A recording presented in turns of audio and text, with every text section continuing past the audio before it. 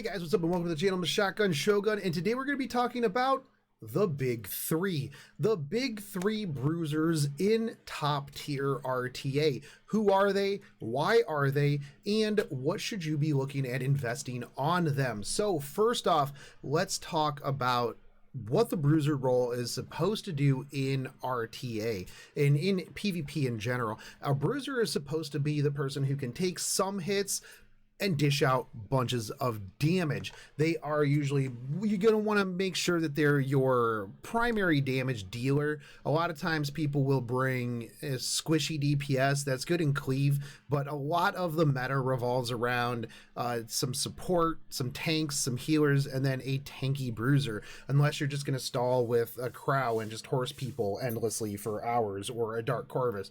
But with that said, I'm going to get into the three, and this probably going to be contested. Somebody's going to come in the comment section and be like, well, what about this character? These are my three top tanky bruisers that I see and that I use, and I'm going to give you reasons why each one of them is one of the optimal ones. Now, these aren't in any certain order because I don't think that there's one that shines above the other ones, because they all do different things. They all bring something else to the table. But first off, we're going to talk about Alencia. I already have a video on Alencia. I'm not going to go too far into Alencia because, well, I've already done a whole video on it. I'll link that down below if you guys do want to see that one. But we're going to talk about Alencia. Alencia is probably one of the better tanky bruisers out there today. Not only does she bring utility in the form of a defense buff up, she also can strip, she can defense break, she does have a double up with her S1 into S2, she scales damage off of HP, which means that you can build her very tanky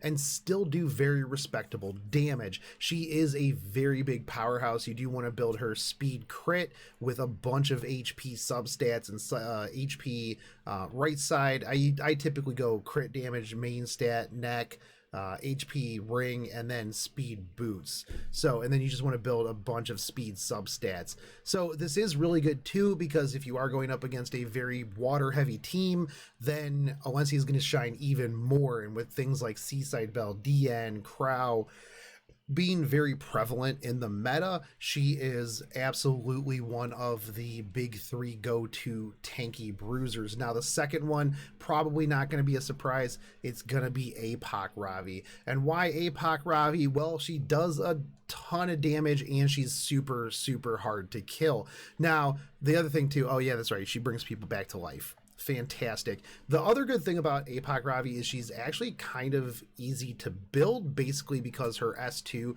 does give her that extra crit chance, meaning that you don't have to build as much crit chance on her. You can kind of funnel it over to crit damage or some attack, more tanky stats. And as like just the same with Alencia, she does scale off of her max health, so that means that you can build her fairly tanky and still do respectable damage, meaning that she's gonna be a huge threat. Like I said, you do bring people back to life. You do have the S2, which is going to heal you quite a bit, and if you do build her speed, you're going to be getting a lot of natural turns, which means you're going to be getting a lot of fighting spirit, which means that you are going to get a lot of heals, and it's going to be super hard to kill you. Now, one of the most frustrating builds to go against is the bigger, heavier Crimson Seed counterattack. As long as you can get some natural speed on, you are going to do a lot, and the counterattacks are going to be very, very devastating. Everybody who's went up against one knows.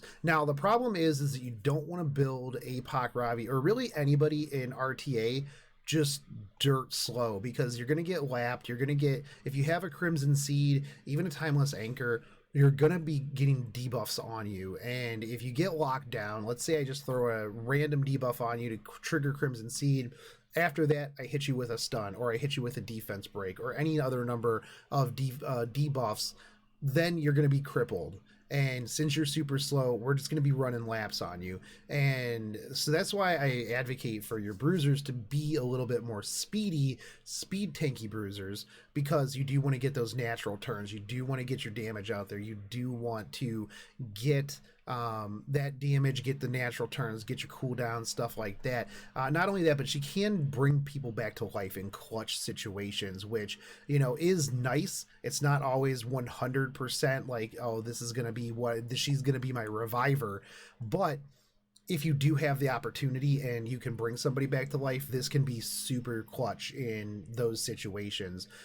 So definitely APOC Ravi fits in very well in most teams. Now, she doesn't really bring much else to the rest of the team, which ONC I think is like one of the only ones that really brings team synergy with the defense buff.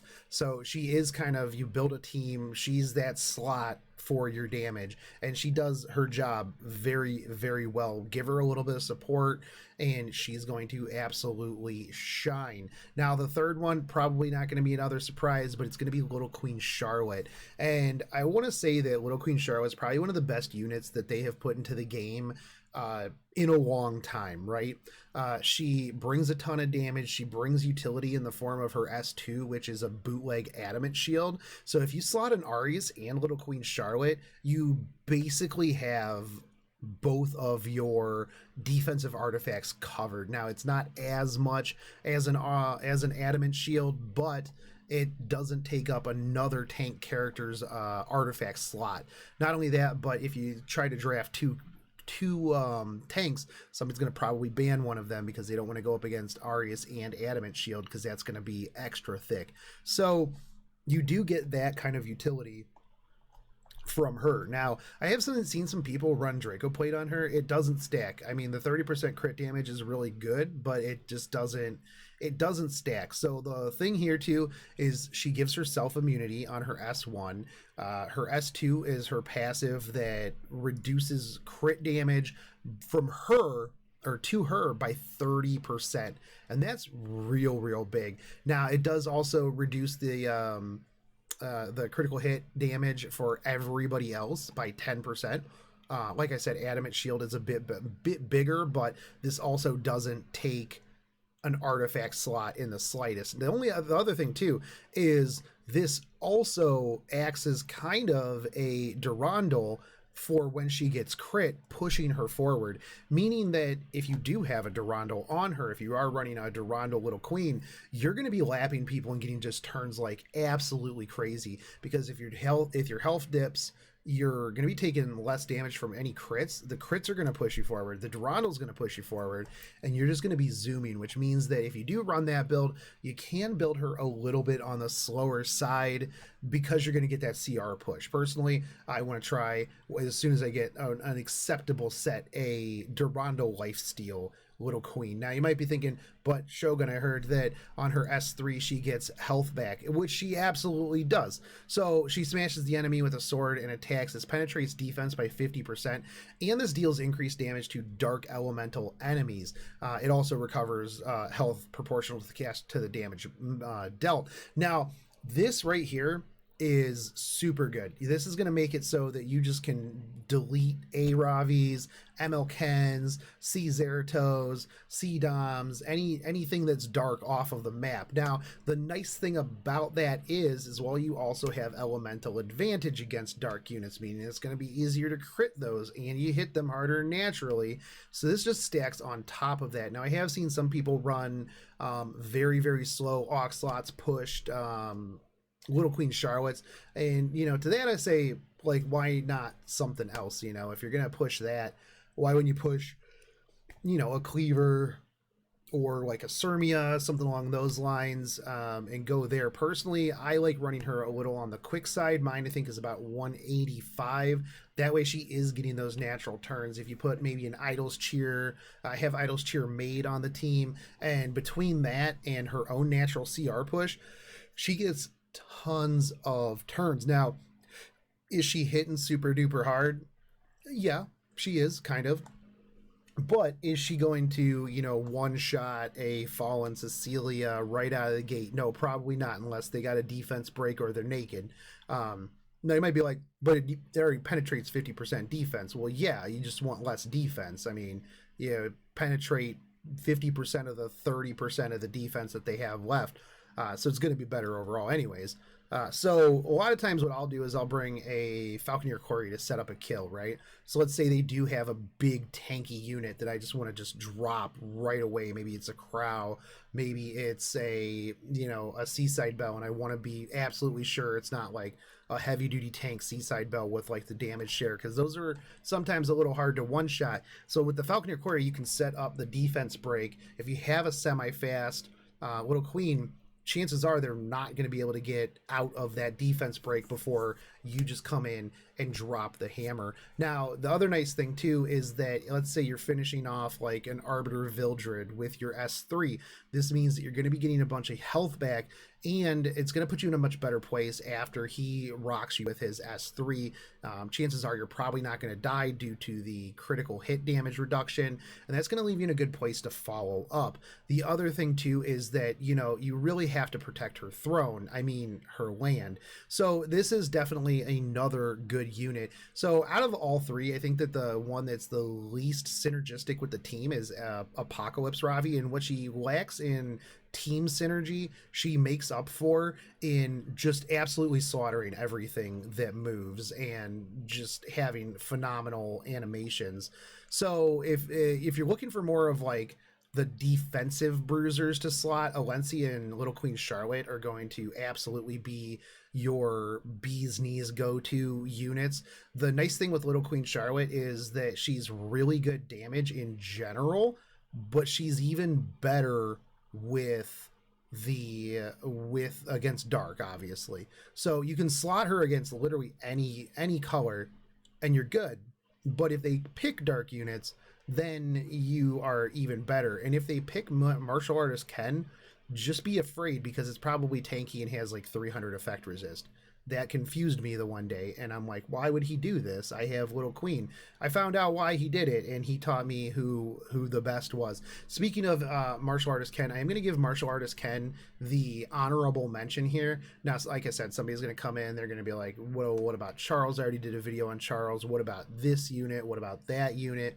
These are just my own personal picks right here. Now, with Martial Artist Ken, I have seen people run, and I am currently in the process of rebuilding mine to be the more tanky anti-cleave ML Ken, because if they start to run cleave of any sort, if you have a tanky ML Ken with decent critical hit damage, you don't need through the roof critical hit damage, because let's be real, you're kicking a cleaver in the face. So if you build like that, any cleaver that they bring is going to get destroyed. I don't care if it's an Arbiter Vildred, I don't care if it's Judge Kisei. If you build yourself with about 1,300 defense and about 15 to 16k hit points, and you kind of try to just build like that, nobody's going to be able to cleave it. Now, you can also build the godlike Martial Artist Ken if you do have like godlike gear, where it's tanky, it's high damage, it's high crit, it's high effect resist, it's everything. I've seen a couple of those. Personally, my gear is not as good enough to do that just yet, but that's also another option. But if you do build the tanky high crit damage or medium crit damage but tanky ML Ken, it will deter cleaves. Anybody who has an AoE is going to definitely deter them. Not only that, but a lot of times you don't know what the Ken is when it first comes in, right? So you kind of have to worry about it.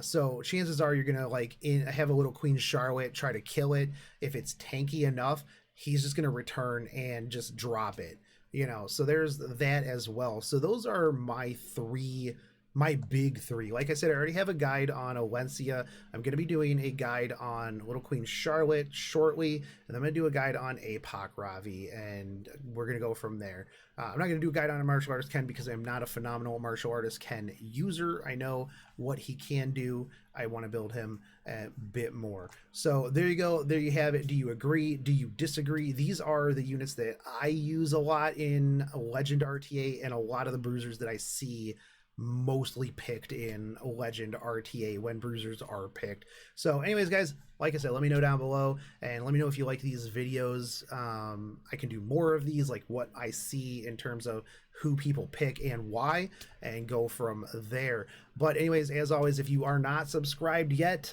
hit that subscription, hit the bell notification, but don't if you don't want to.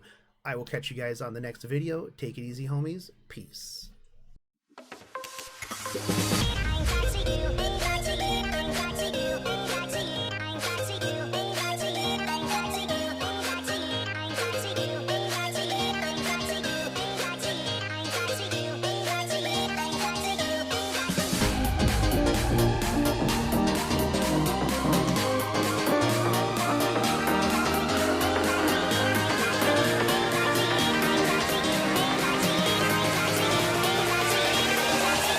Crack it.